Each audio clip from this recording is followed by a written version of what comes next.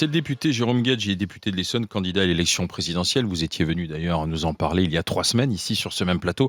Bonjour Jérôme Guedj. Bonjour monsieur le député. Déjà, est-ce que vous approuvez l'intervention américano-israélienne en Iran? Oui ou non? Alors, pour répondre à cette question simple, il faut une réponse non pas complexe pour endormir, mais qui dit tout. Voilà. Du point de vue des Iraniens, du point de vue de ce qu'ils vivent depuis des années, de ce qu'ils ont subi, notamment les 8 et 9 janvier, on ne peut pas être indifférent et se dire on regarde ailleurs. Et moi, je me réjouis de, je l'espère, la chute du régime des Mollahs et de la construction d'un Iran démocratique. Est-ce qu'il faut le faire par une intervention militaire extérieure? C'est l'éternel débat et l'éternelle discussion. Parce qu'il y a ce tiraillement entre l'aspiration des peuples, les risques que l'Iran fait courir pour ses voisins à travers ses proxys, les Houthis, le Hamas, le Hezbollah, on vient de voir ce qui vient de se passer au Liban, les milices chiites en Irak, la menace que l'Iran fait peser sur ses voisins, l'Arabie Saoudite, Israël évidemment, le risque nucléaire, les missiles balistiques, etc. Voilà. Et puis, il y a le droit international, quelque chose auquel on a tous envie de se raccrocher, de se dire c'est ça qui devrait réguler. Ça fait un moment. Voilà. Or, non, mais c'est pour ça que ça fait un moment qu'il est bafoué partout dans le monde, le droit international, et même l'Iran a été dans des commissions à la tête de l'ONU. Donc, est-ce qu'on doit encore je ne suis pas naïf au droit international? Oui, mais c'est pas parce que le droit international ne fonctionne pas qu'il faut le passer par-dessus bord. Donc, je suis pas naïf. Je sais que des guerres validées par le droit international, c'est rarissime. Vous savez combien il y a eu de guerres qui ont été validées par le Conseil de sécurité de l'ONU depuis la création de l'ONU? Que 2 fois. 2 fois dans l'histoire où le Conseil de sécurité a autorisé une guerre en disant elle est légale. C'était en 1950, la guerre de Corée, voilà, au moment où la Corée du Nord envahit la Corée du Sud. Le Conseil de sécurité de l'ONU autorise les Américains et une coalition à intervenir. Pourquoi à ce moment-là il peut le faire? Parce que la Chine à l'époque, c'est pas encore la Chine communiste.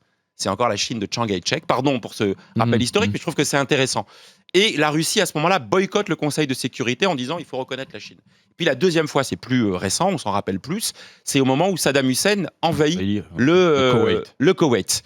Et là, le Conseil de sécurité de l'ONU autorise l'intervention, la coalition militaire. Et pourquoi il le fait? Parce qu'à ce moment-là, il peut le faire, parce qu'à ce moment-là, les pays qui ont le droit de veto, vous savez, les 5 membres du Conseil de sécurité, il y en a 2 qui ne s'y opposent pas. La Russie, à l'époque, l'Union soviétique de Gorbatchev, parce qu'elle est en situation, on est en 90, ça va pas très fort, elle a besoin du soutien des Occidentaux pour sa transition.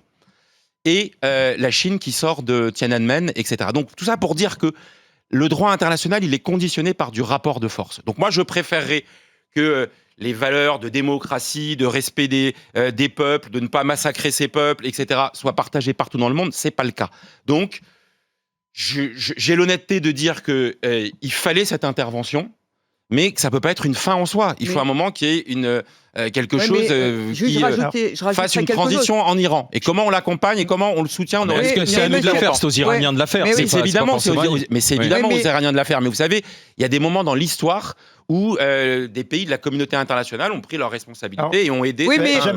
Donald Trump ne mène pas cette offensive pour libérer les Iraniens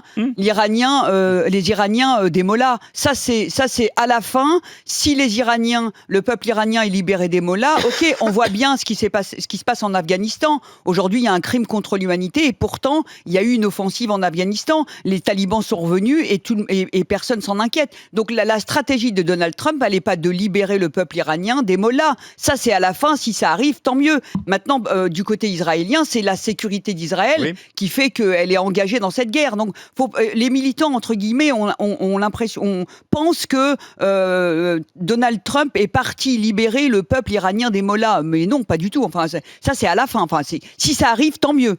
Je pense. Et que si le peuple iranien se soulève en même temps, grâce à l'offensive de Donald Trump, pourquoi pas? Alors, moi, j'aimerais vous poser 2 questions et vous pouvez répondre par oui et non. Ça va aller très vite. Premièrement, je pense connaître la réponse, elle me paraît assez évidente, mais allons-y.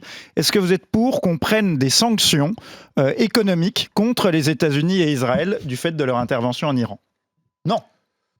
Est-ce qu'on doit boycotter les produits israéliens et américains dans nos supermarchés du fait de cette agression qui viole le droit international? ou pas? Mais de manière générale, je ne suis pas un fan du recours au boycott, Au boycott pour et aux sanctions. sanctionner Donc, très bien. Donc, des on ne États. va pas- On peut avoir des sanctions économiques quand on a des éléments, mais c'est pour ça que je dis que c'est Et complexe. donc, Quand la Russie envahit alors, l'Ukraine, pourquoi ne pas lever les Non, mais sanctions c'est contre ça. la Russie? Quand la Russie envahit l'Ukraine, on a une violation manifeste de l'intégrité territoriale d'un pays avec la volonté Mais là aussi, d'annexion. Mais tu oublies de Alors dire... que là, mais là Jean-Loup, aussi, je n'ai pas le sentiment, Ouais. je n'ai pas le sentiment que les États-Unis Oui. ont une prétention mais- d'annexion de l'Iran, Mais pas tout plus à fait. qu'Israël a une volonté Non, mais d'annexion parle de l'Iran, Ne Jean-Loup. comparez pas Attendez, maintenant, ah, ils ne le sont pas. mais les Jean-Loup États-Unis, les parle de l'Iran. États-Unis et Israël, d'ailleurs, je ne les en blâme pas forcément, c'est un constat, ont éliminé le chef du régime iranien, tandis que M. Poutine n'a pas éliminé M. Zelensky. Non, mais- Il n'a ni Et capturé. qu'est-ce que tu fais tel de la Maduro. menace iranienne Non, mais- dans le Ah, mais- coin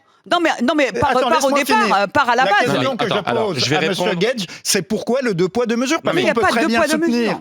l'intervention américaine, ce que je comprends et israélienne, ce que je comprends tout à fait, mais dans ce cas-là, levons les sanctions contre la Russie et soyons cohérents.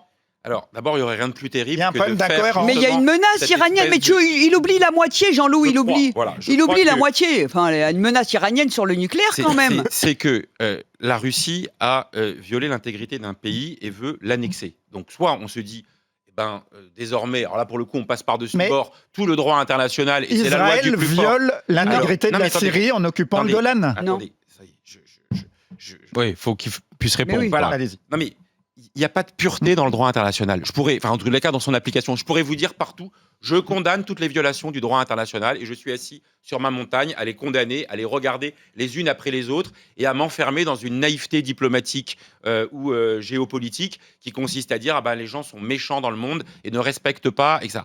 Il y a du pragmatisme, de la réelle politique qui fait non pas hiérarchiser les périls, mais de considérer à un moment donné quelle réponse on apporte. Donc la Russie qui envahit l'Ukraine, pour moi, ça c'est un principe. En plus, c'est une forme d'égoïsme européen. C'est sur le territoire européen. C'est une menace qui est existentielle aussi d'une certaine manière pour nous. J'ai l'Iran qui, Il y a depuis une violation 47 de ans, l'Iran, bien depuis sûr. 47 ans, dit matin, midi et soir, je veux détruire mort à l'Amérique et mort à Israël. Donc on peut se dire, écoutez, ces gens-là sont anecdotiques, sont folkloriques, on continue à les laisser faire.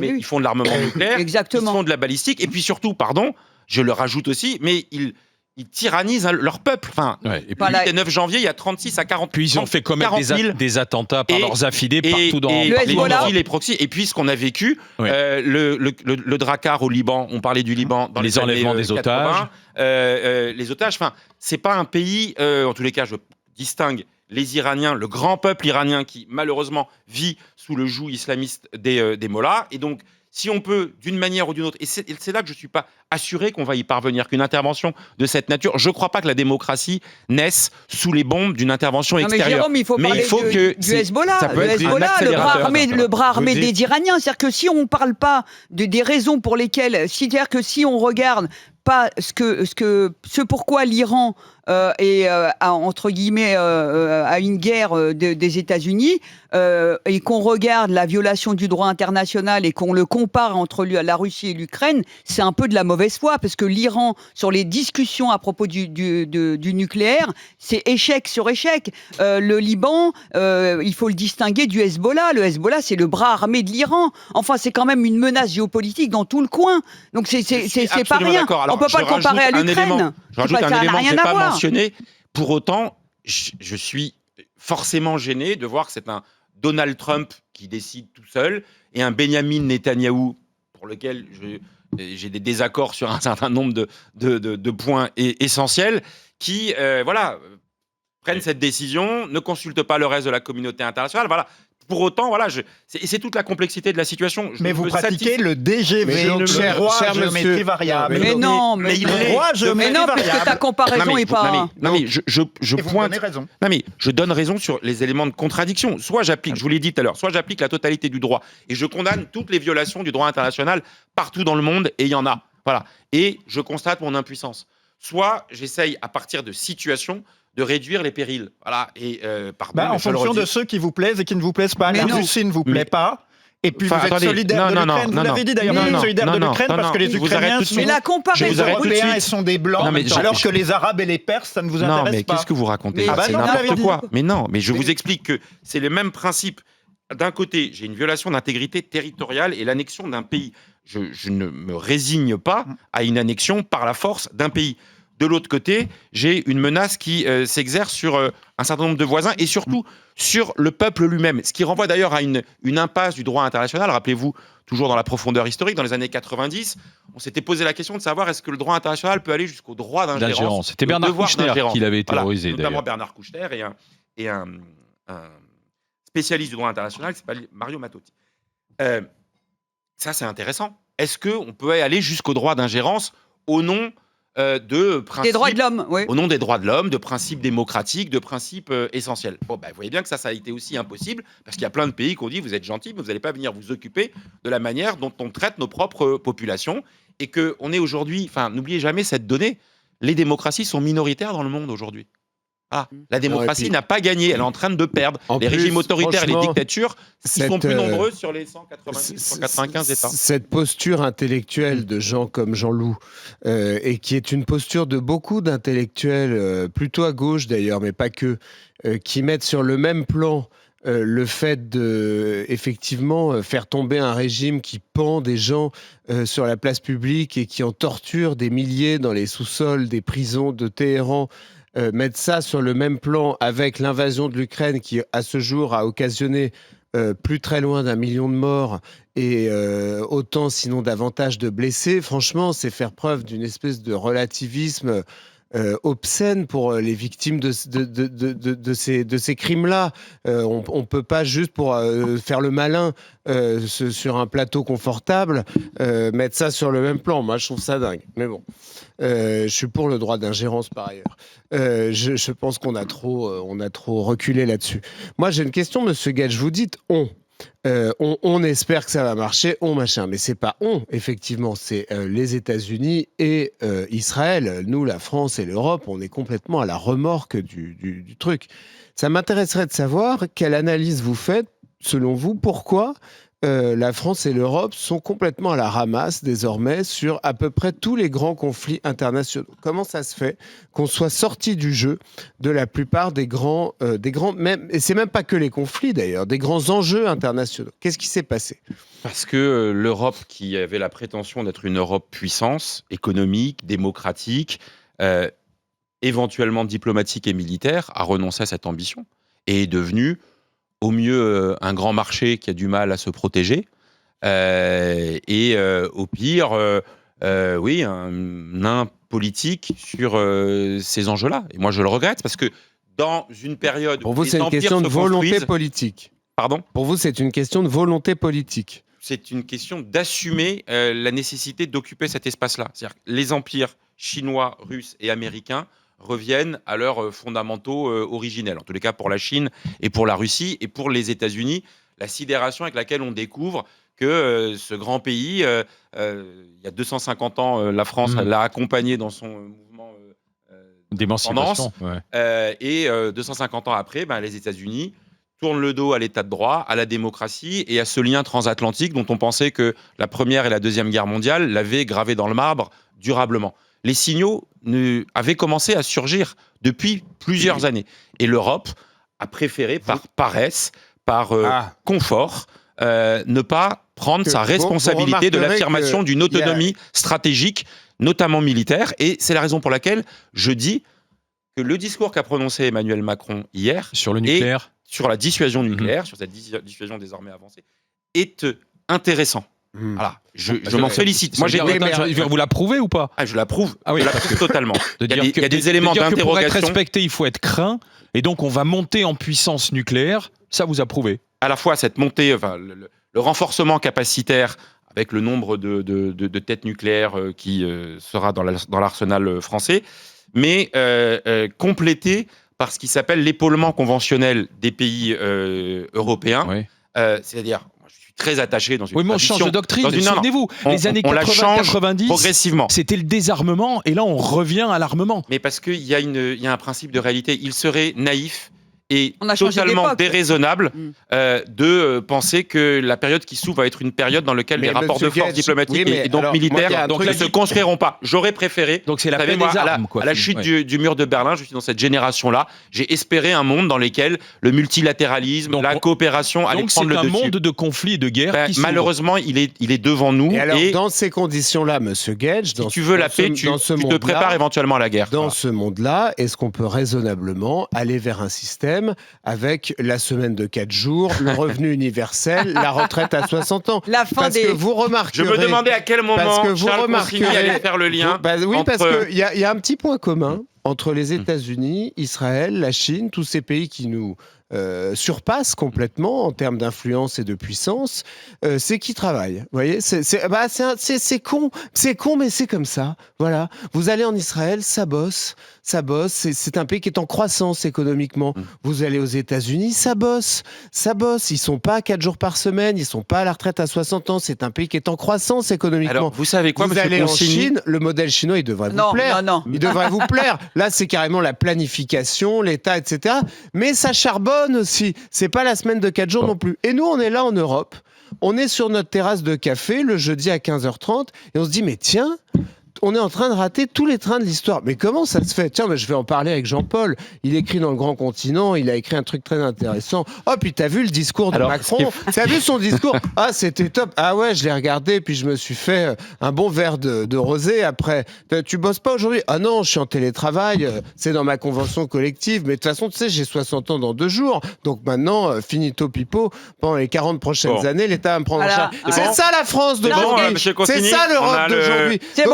Faut pas s'étonner. Réponse Jérôme Gage. Non, mais Avant de faire la- j'avais, au regard du début de la discussion, le secret espoir que nous puissions continuer dans une forme de nuance, de dispute apaisée avec Parce des que arguments, Trump, avec il est des arguments nuancé. qui ne Trump, sont il est pas, apaisé. qui ne sont pas justement Non, mais dans nous, on la l'est. dans la Attention. caricature. Et je trouve que la bonne réponse, vous allez voir, c'est un socialiste qui va vous citer le général de Gaulle en 1942, au moment où le pays est au fond du trou, il est occupé, il prépare la reconstruction. Et il a cette phrase magnifique. Qui est dans les travaux du Conseil national de la résistance, il dit « La reconstruction s'appuiera à la fois sur de la cohésion nationale, l'effort de défense nationale, et sur de la cohésion sociale et la future sécurité sociale. » C'est-à-dire que ce qui fait l'identité... Ah, mais attendez, Ça faisait longtemps. oui, mais attendez, le général de Gaulle, au moment où le pays est au fond du trou, il dit que pour faire nation, Il faut relier. il faut relier les gens. Voilà. Et que donc, c'est la tribu. et qu'on marche sur les 2 jambes. Et là où je vais vous rejoindre, monsieur Consigny, c'est que évidemment qu'il y a un effort de défense qui doit être augmenté. La preuve, moi j'ai soutenu le budget qui prévoit le renforcement de cet effort de défense. 6,7 milliards supplémentaires pour augmenter et s'adapter à la loi de programmation militaire. Et je n'ai pas d'objection à cela. C'est une des raisons d'ailleurs pour lesquelles j'ai participé à la négociation dans une logique de compromis pour avoir ce budget-là. Mais de grâce, au moment où il faut faire justement cohésion nationale, si vous voulez opposer les Français les uns aux autres en disant il y a les feignasses et il y a ceux qui bossent, il y a les urbains et les ruraux, il y a les jeunes et les vieux, il y a ce truc, c'est pas comme ça qu'on va faire cohésion nationale. L'immobilisme est en marche, rien ne l'arrêtera. Moi, j'assume d'où je parle et ce que je vais défendre dans l'élection présidentielle. Pour partager les richesses, pour partager les richesses, il faut les créer. Je suis pour l'alliance des productifs, les salariés, les entrepreneurs, les commerçants, les artisans, les patrons de PME, les créateurs, les chercheurs. Tout cela ensemble, ils créent de la richesse. Mon problème, c'est l'économie de la rente, c'est l'économie financiarisée. Justement, on va continuer. Donc, je n'ai pas de problème dans cette alliance des productifs. Voilà. Mais elle s'appuie sur tout le monde. Et si vous commencez à dire qu'il y en a certains qui sont des tirs au flanc... Certains de vos amis à gauche demandent un débat à l'Assemblée nationale pour savoir quelle doit être l'attitude de la France dans ce conflit au Proche-Orient, au Moyen-Orient. Là, pour le moment, on est dans les déclarations d'intention. C'est-à-dire, on dit on va aider nos compatriotes qui seront en difficulté, on va aider à les rapatrier.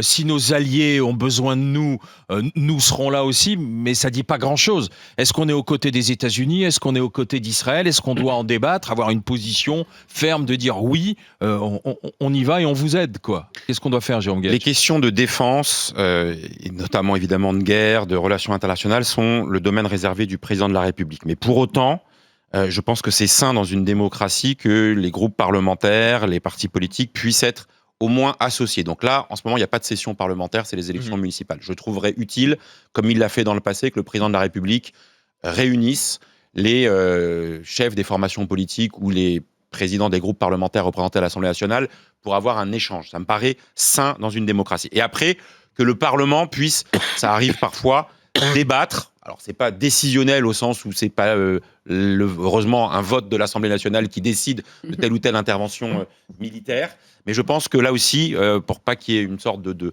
chèque en blanc qui soit donné au président de la République, qu'à un moment ou à un autre, il y ait cette discussion, y compris pour clarifier les points que vous avez mentionnés, de savoir quelle est la ligne de crête sur laquelle nous nous tenons. J'entends le ministre des Affaires étrangères qui parle à un moment de désescalade s'agissant du sud Liban, évidemment, mais plus largement de la manière dont on sort de l'embrasement sur l'ensemble du Moyen-Orient, et on est rentré dans un conflit là. Il faut avoir l'honnêteté de le nommer comme tel. Soit il y a une négociation avec un désarmement de l'Iran, l'abandon des prérogatives. Non mais voilà, mais c'est trop tard. On peut rentrer dans cette. Là, on n'est pas tout à fait. Je pense que l'Iran est dans l'escalade même. Oui, mais donc à ce moment-là, il faut aller au bout. L'Iran veut embraser la région, et donc dans la région, il y a nos alliés. D'ailleurs, ils ont commencé des bases, etc. Ils ont commencé à taper des endroits. On va laisser de côté la situation internationale. On va revenir à la politique française. Question de l'ami Jean-Loup Bonamy. Eh ben justement, à propos de politique intérieure française, vous êtes candidat à l'élection présidentielle. Mais j'aimerais juste très rapidement avec vous parler un peu de littérature. Parce qu'il y a un roman qui s'appelle Les Thibauts de Roger Martin du Gard. Et dans ce très beau roman, il y a une jeune femme, Rachel, qui est une ancienne prostituée. Elle a une histoire d'amour avec le docteur Antoine Thibault. Tout se passe très bien. Et au dernier moment, alors qu'il lui offre une belle vie, elle l'abandonne pour retourner vers son ancien compagnon, qui est un homme violent, qui est un proxénète, qui la bat, qui la tyrannise. Et en fait, elle ne peut pas s'empêcher de revenir vers lui au dernier moment, même si c'est complètement irrationnel. Eh bien, ce personnage m'a fait penser à vous. Ce personnage de Rachel, quand je vous ai entendu, il y a 3 semaines, après la mort du jeune Quentin, vous êtes venu sur les plateaux, dire vraiment du mal à un point incommensurable sur Jean-Luc Mélenchon, mais quand on vous a demandé au deuxième tour entre Marine Le Pen et Jean-Luc Mélenchon, pour qui est-ce que vous avez voté ? Vous avez dit « Ah bah pour Jean-Luc Mélenchon, bien sûr ». C'est-à-dire vous êtes comme une femme battue qui revient au dernier moment vers son ex violent et qui, quand il faut trancher, quand il faut choisir, ne peut pas s'empêcher de revenir un peu vers cet homme qui la fascine et qui l'attire. Et d'ailleurs, c'est tout ce qu'attendait. La seule chose que voulait entendre Jean-Luc Mélenchon, toute sa stratégie, c'était ça. Parce qu'en fait, comme il le dit, il méprise les petits bourgeois de gauche. Et il a bien raison, parce qu'il sait qu'au deuxième tour, les petits bourgeois de gauche voteront pour lui quoi qu'il arrive, même s'ils ont dit du mal de lui. Et qu'au dernier moment, telle une femme battue, mais toujours amoureuse, eh bien, ils reviendront. Vous êtes sous emprise. Vous êtes sous emprise mélenchonienne. D'abord, le philosophe que vous êtes n'est pas... exempt de la rigueur scientifique. Ce que vous mentionnez, très scientifique. Non mais je veux dire, la question qui m'a été posée à laquelle j'ai commis l'erreur de répondre, je vais vous dire, ne portez pas sur l'élection présidentielle, mais sur les élections municipales. Sur l'élection municipale. Répondre à une question d'un deuxième tour Rassemblement national LFI, outre le fait que c'est très théorique, ça accrédite un scénario que je récuse, comme je le récuse au niveau national. Et je vais être extrêmement clair. Je ne veux pas que le Rassemblement national exerce le pouvoir dans notre pays et que ça arrivera de manière certaine si Jean-Luc Mélenchon est qualifié au deuxième tour de l'élection présidentielle. Et donc, pour éviter le RN, il faut qu'il y ait une offre alternative de gauche républicaine, c'est celle que je veux porter pour que Jean-Luc Mélenchon ne soit pas qualifié. Au premier tour. Il s'est moqué de ça dans son discours il vous méprise. Oui, non, c'était pas à Perpignan, c'était probablement à Perpignan dimanche. Il a dit, Monsieur Gage va faire quoi là avec ses petits bras? Voilà, ben oui, je préfère porter ce combat avec mes petits bras plutôt que valider tout ce qu'il est amené à faire actuellement. Donc je vais vous dire les choses très calmement et très clairement. Je ne souhaite pas que Jean-Luc Mélenchon gouverne ce pays. Et pour éviter cela, eh bien, je souhaite incarner cette offre républicaine. Si au deuxième tour, il y a un second tour, Jordan Bardella, Jean-Luc Mélenchon, pour qui votez-vous? S'il y a un deuxième tour de cette nature, c'est déjà perdu. Bardella a déjà gagné. Bardella a gagné l'élection présidentielle. Si je réponds à nouveau à cette question, je commets l'erreur d'accréditer ce que et Bardella et Mélenchon veulent. Donc moi, ce scénario, c'est le scénario catastrophe, c'est le scénario mortifère pour le pays, et c'est la raison même d'être de l'engagement dans lequel je suis. Mettre en place aux élections municipales. C'est la raison pour laquelle je m'oppose aux élections municipales à tout accord avec la France insoumise. Je ne peux pas être plus explicite. Il y a 60 villes. Et dans les accords de deuxième tour, je n'en veux pas. Les municipales, d'accord. y compris à Et Lyon. je préfère perdre une élection, je l'ai dit, je préfère perdre une Attention, élection attention. que perdre mon âme. Voilà. Il y a des moments donnés, Pas c'est d'accord. Michel Noir qui l'avait dit Pour le à Lyon, enfin qui À l'ancien l'époque maire du de Front Lyon. National. Et moi, je vous le redis parce qu'à un moment donné, on me dit ouais, mais c'est pas crédible. Moi, je l'ai vécu perso. Voilà. En 2024. On n'était pas très nombreux à l'époque, au moment de la dissolution. Oui, oui. J'ai refusé l'accord avec la France insoumise parce que les dérives que tout le monde condamne aujourd'hui, elles avaient déjà commencé au printemps 2024. Alors justement, Et donc moi, en 2024, attends. j'ai refusé de me présenter avec leur soutien. J'ai eu une candidature soutenue par la France insoumise face à moi. J'ai pris le risque de Et perdre vous étiez le seul. l'élection. Et moi, je l'ai Et souligné. j'ai gagné. Et je pense à un moment donné, il faut prendre ce risque-là en cohérence et en constance dans la durée. Et donc là, oui, s'il y a des villes qui doivent être perdues, je préfère qu'on construise dans la durée cette offre de gauche républicaine qui soit crédible et qu'on donne pas l'impression qu'on godit au gré de quelques... Justement. C'est dur pour ceux des copains qui sont engagés localement, mais la politique, par moments, c'est plus grand que soi-même. Voilà, il faut savoir se sublimer. Justement, parce que vous parlez des dérives, on en a entendu quelques-unes de nouveau ces derniers temps, donc on va vous les faire écouter. S'il s'agit de l'affaire Epstein. Ah, je voulais dire Epstein. Pardon. Ça fait plus russe, Epstein. Hein? Alors maintenant, vous direz Einstein au lieu d'Einstein. Frankenstein au lieu de Frankenstein. Eh bien voilà, non, tout le monde comprend comment il faut faire. Comme monsieur Glucksmann, et je ne sais qui encore. Glucksmann, pardon. Après, j'en ai pour des heures, quoi. Après, vraiment. Et derrière, il a présenté ses excuses, Jean-Luc Mélenchon. Non, mais il se fout de la gueule de tout le monde. Pardonnez-moi l'expression, j'aime pas utiliser C'est ce genre de volontaire. terme. Mais tout ce qu'il fait là est volontaire, organisé, prévu. sûr. Voilà. Et les excuses qu'il présente hier sur son truc en disant je ne l'ai pas fait exprès, là, c'est un bras d'honneur à l'intelligence des gens qui ont tous vu qu'il l'a fait exprès. Et pourquoi il le fait exprès? Et pourquoi on le condamne? C'est parce que tout ça, pardon de le dire, mais ça pue. Voilà, j'ai pas d'autres mots, ça pue. Et c'est vraiment calculé. C'est vraiment calculé, ça pue, volontaire. c'est pour entretenir cette ambiance où on a vu dans des meetings soi-disant de gauche des gens s'amuser de la prononciation des noms. C'est l'extrême droite historique qui faisait ça dans les années 30 ou Jean-Marie Le Pen dans les années 80 ou dans les années 90. C'est pas un dirigeant qui se prétend être un dirigeant de la gauche. On fait pas ça. Or, on connaît les codes.